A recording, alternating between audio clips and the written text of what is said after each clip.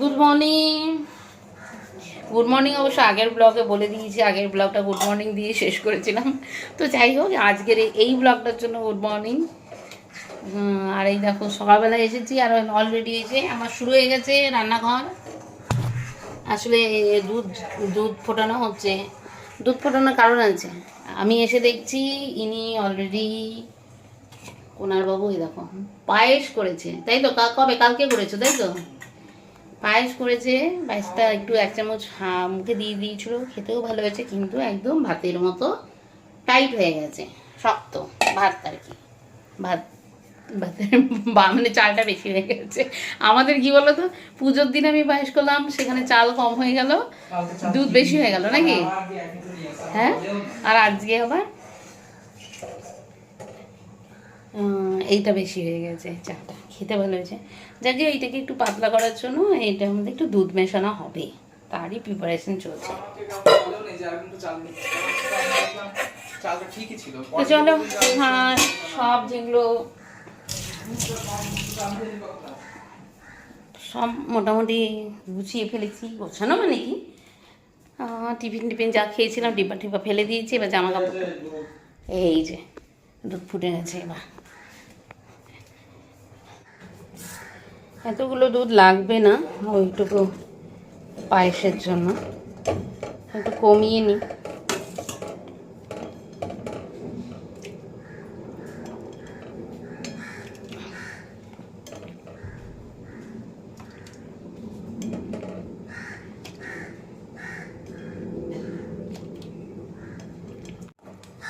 এতটা যেহেতু অল্প দুধ লাগবে, ওটার পরিমাপ অনুযায়ী, তো এটার মধ্যে আবার মিষ্টিটা মিশিয়ে দিলাম। তো আমাদের পুজোর বাতাসা থাকে, তো আমরা বাতাসাটাই দিয়ে দিই। আমি যে সেদিন পায়েসটা করেছিলাম মায়ের জন্মদিনের দিন, সেটাও বাতাসা দিয়েই করেছিলাম, আমি 1 ফোঁটাও চিনি দিইনি ওটার মধ্যে। বাতাসা দিয়ে করলে আরেকটা ইয়ে হয় যে একটু বেশ থকথকে হয়। তো চলো এবার এটার মধ্যে দাও, মিশিয়ে দেবো। এই যে দেখতেই পাচ্ছ, ভেঙে দিতে হবে। দাও, এমনি কিন্তু এটা খেতে খারাপ হয়নি। তুমি নারকেল কোথায় পেলে? এই নারকেলটা তো ওটা এতদিন ভালো ছিল। নারকেলও দিয়ে দিয়েছে পায়েসের মধ্যে। না না, দুধ লাগবে না। তুমি দেখে বুঝছো না দুধ লাগবে না? দেখেছো, দুধ লাগবে না। দুধ দিলে কিন্তু আবার সেই তোমার পাতলা হয়ে যাবে। মিশিয়ে দিলাম, এবার একটু ফুটবে, ব্যাস তাহলেই হয়ে গেল। ভাঙছি, চলো এবার একটু ফুটলেই নামিয়ে নেবো। এই যে ফটো, ওইটা না, আমি বলছি যে এসেই এই যে পায়েস হয়েছে, এবার পায়েস দিয়ে লুচি দিয়ে খাওয়া হবে বলে আবার লুচি করা হচ্ছে। তারপর সবগুলো লুচি ফোলেনি, কারণ আমি ঠিকঠাক বেলতে পারিনি, আমার বেলার জন্যই ফোলেনি, তাই তো? মাখা নরমই হয়, যত নরম হবে তত লুচি খেতে ভালো লাগবে। যাই হোক, বেলা ফেলা দিয়ে কিছু যায়, টেস্ট তো সমানই থাকবে আমার কি। আর এই দেখো, এই যে পায়েস, এই যে পায়েসটাকে দেখো দুধ দিয়ে আবার এটাকে কড়া করলাম। আর এদিকে পাবদা মাছ রেখেছে, এসে দেখি আজকে রাখেনি, মানে কালকে বলে। কালকে রেখেছিলে নাকি? কালকে যে রাখা হয়েছে, বরফ জমে গেছে, এবার এটাকে গলাতে দিয়েছি, পাবদা মাছ রান্না হবে। তো ঠিক আছে, এটা জলে ভিজিয়ে রেখেছি। এবার ব্রেকফাস্টটা করে নিই, অনেকটা বেলা হয়ে গেল।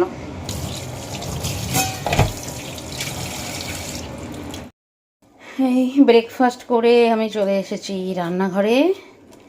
আর এই দেখো অনেকগুলো মাছ ভেজেও নিয়েছি, এয়ার ফ্রায়ারে ভেজেছি, এগুলো ভাজা হয়ে গেছে।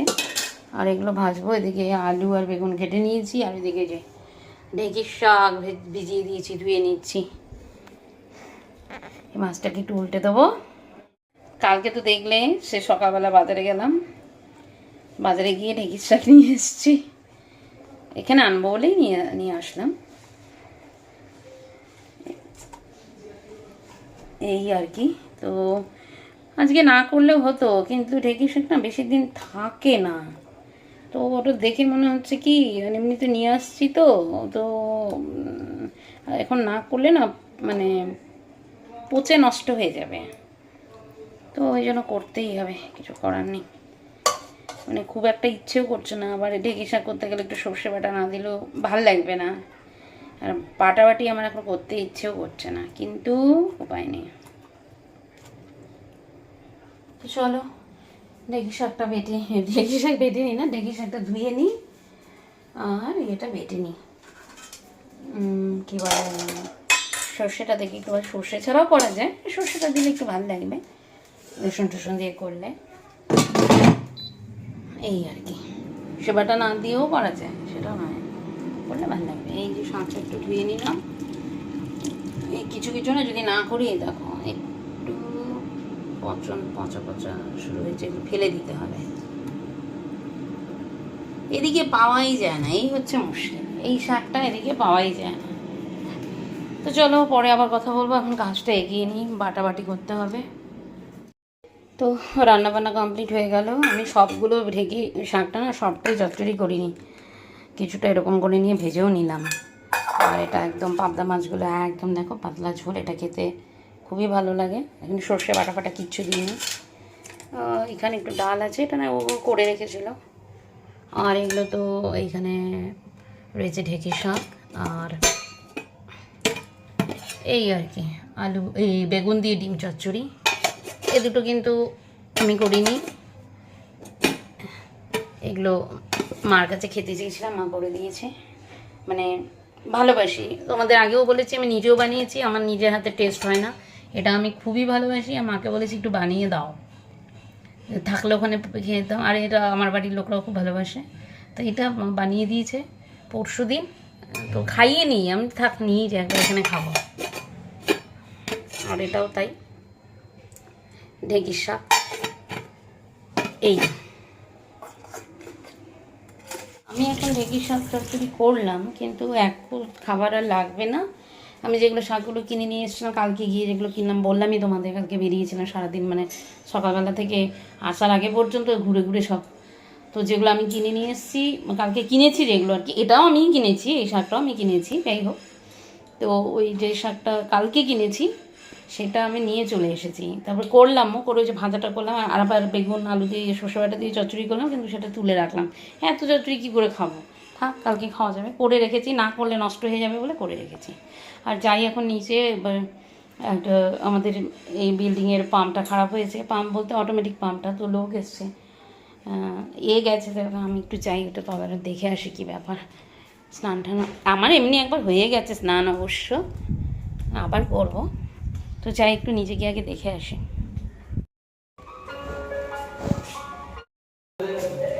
কোথায় গেছে উনি? বাইরে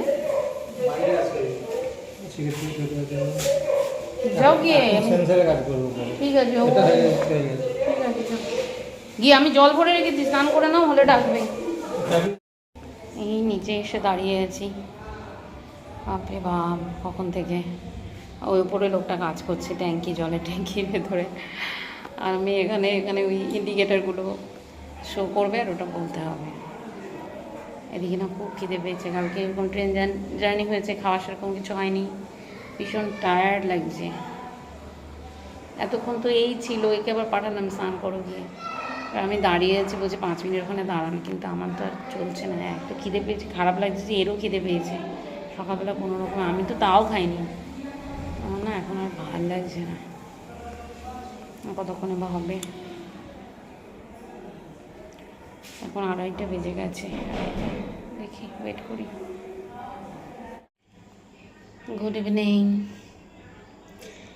চলে আসলাম সেই দুপুরের পরে, দুপুর ঠিক না, রান্নাবান্না করে, না তারপরেও তোমাদের সাথে কথা হয়েছিল না, ওই যখন নিচে কাজ হচ্ছিল ওয়াটার ট্যাঙ্কের, তখন একবার কথা হয়েছিল। যাই হোক, তারপরে খাওয়া দাওয়া কমপ্লিট করে, জানোই আজকে একটু টায়ার্ড ছিল, শুয়েছিলাম আর ঘুমিয়ে পড়েছিলাম, আর বিকেলের দিকে বৃষ্টি হলো, দেখো না বৃষ্টিটা ভালো মতো হলোও না, একটু কি হলো না হলো, আর এই যে ঘামতে শুরু করে দিয়েছি, ঠিকঠাক হলো না, তো ওই জন্য গরমটা পড়ছে। তাছাড়া নিম্নচাপ তৈরি হয়েছে আবার, তো তারও তো একটা এফেক্ট হবেই, যাই হোক, চা খাওয়া হয়ে গেছে। আর এই যে এদের দুজনের জন্য দিয়েছিল মাসি, তো এই যে ওদের জন্য দিয়েছিল, বাবুর খাওয়া হয়ে গেছে। এবার একে দেবো, এ তো ওই তখন থেকে বসেই আছে। খাবারটা নিয়ে রেডি করেছি, সে আর আসছে না এখানে। চলো দিয়ে দিই। হ্যাঁ, ডিনার হয়ে গেছে আমাদের। ডিনার তো রুটি না, আমি রুটি খাইনি, আমি লুচি খেয়েছি। ও বেলায় লুচিটা আমি খাইনি তখন, তার জন্য আমি লুচি খেয়েছি। লুচি, তারপরে পায়েসও ছিল, মিষ্টিও আর খেলাম না, মিষ্টিও ছিল, মিষ্টিও খেলাম না। আর যে তরকারি এগুলো একটুখানি কি ঢেঁড়স শাক আর ডিমের চচ্চড়িটা দিয়ে খেয়েছি, ভালো লেগেছে। আর এখন শুতে আসবো, আর এদিকে ব্যালকনিতে এসে দেখছি ওই দিকে না হঠাৎ করে খুব বিদ্যুৎ চমকাচ্ছে, কিন্তু এই দিকে কোনো ইয়ে নেই। কিন্তু আমার ব্যালকনির দিকে বা এই দিকটাতে যে ঝড় বৃষ্টির কোনো আভাস আছে তা না, একদম ওই ওই আকাশটা, ওই যে ওই যে দেখতে পাচ্ছ, ওই যে ওই যে ওই এইদিকে তাকিয়ে দেখো, এই যে ওই যে এই আকাশটাতে নন স্টপ বিদ্যুৎ দিয়ে যাচ্ছে, নন স্টপ, কিন্তু কোনো আওয়াজও নেই, মেঘ গর্জনের আওয়াজ নেই, বা এই আমাদের এইদিকে যে পুরো আকাশের দিকে কোথাও কোনো ছিটে ফোটা কিছু নেই, কিন্তু অদ্ভুতভাবে নন স্টপ বিদ্যুৎ চমকাচ্ছে, নন স্টপ। এটা কিন্তু নন স্টপ, দেখেছো কি ব্যাপার হচ্ছে বুঝতে পারছি না তো। ওরে বাবা, ওই দেখো আগুনের ফুলকির মতো। ওরে বাবা, মনে হচ্ছে পুরো আগুন ঠিকরে বেরিয়ে আসছে। কি হচ্ছে বাবা, ভয়ই লাগে। ওই দেখো কত বড় করলাম, ঠিক ওই যে আগুনের ওই ওই আকাশটা পুরো, দেখেছো একদম, কিন্তু কোনো বজ্রপাতের আওয়াজও নেই, বা আমাদের এদিকটাতে কিচ্ছু নেই, একটা সাইডে। এটা কিন্তু অনেকটা দূরে দাও, যাকে এটা বন্ধ করে দিই।